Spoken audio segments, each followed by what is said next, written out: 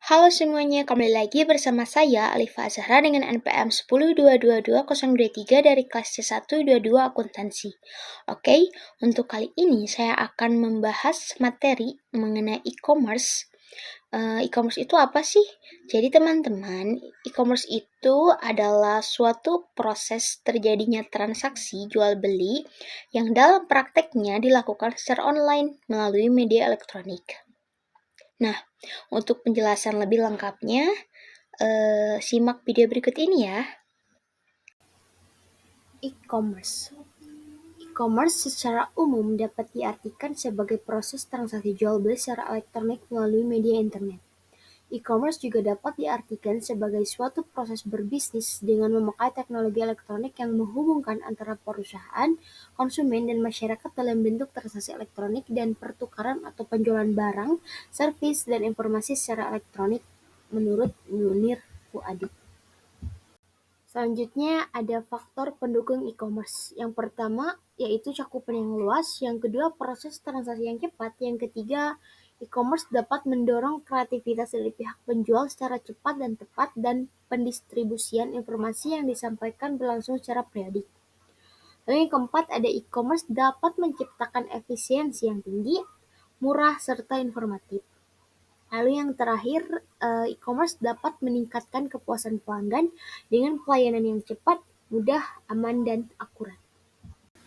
Selanjutnya ada jenis-jenis transaksi e-commerce. Yang pertama ada business to business atau B2B, yang kedua ada business to consumer atau B2C, yang ketiga ada consumer to consumer atau C2C, yang keempat ada consumer to business atau C2B, yang kelima ada non-business electronic commerce, yang terakhir atau yang keenam ada intra-business atau organizational electronic commerce.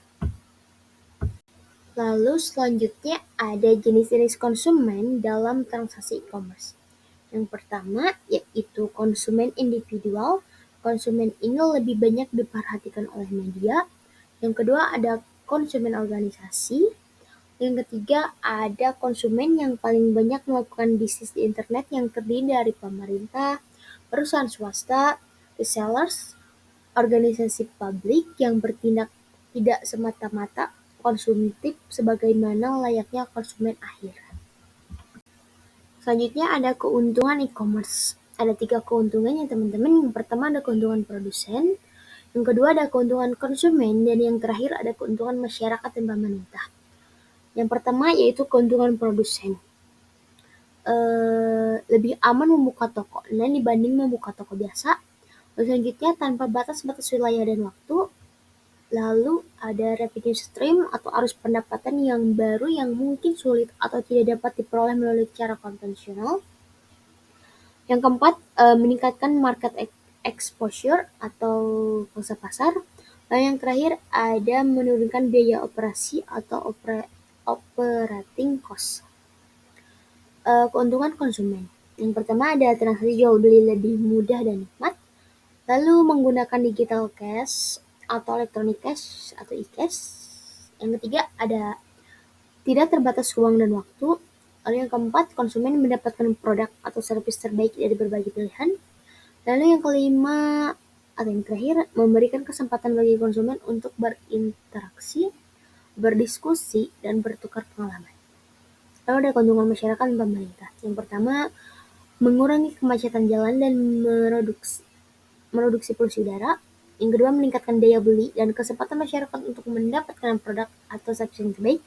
Yang terakhir, yang ketiga, mengurangi pengangguran, dan yang terakhir, meningkatkan daya kreativitas masyarakat. Selanjutnya masuk ke dalam set terakhir atau pembahasan yang terakhir mengenai masalah-masalah hukum. Yang pertama ada keaslian data. Yang kedua ada keabsahan atau validity. Yang ketiga ada kerahasiaan atau confidentiality atau privacy. Yang keempat keberadaan barang atau availability. Yang kelima pembuktian kecakapan para pihak, dan yang keenam atau yang terakhir yaitu yurisdiksi. Oke teman-teman, mungkin hanya itu saja yang bisa saya sampaikan mengenai materi tentang e-commerce. Semoga pembahasan yang tadi bermanfaat bagi kita semua ya teman-teman. Terima kasih yang telah menonton. Bye bye.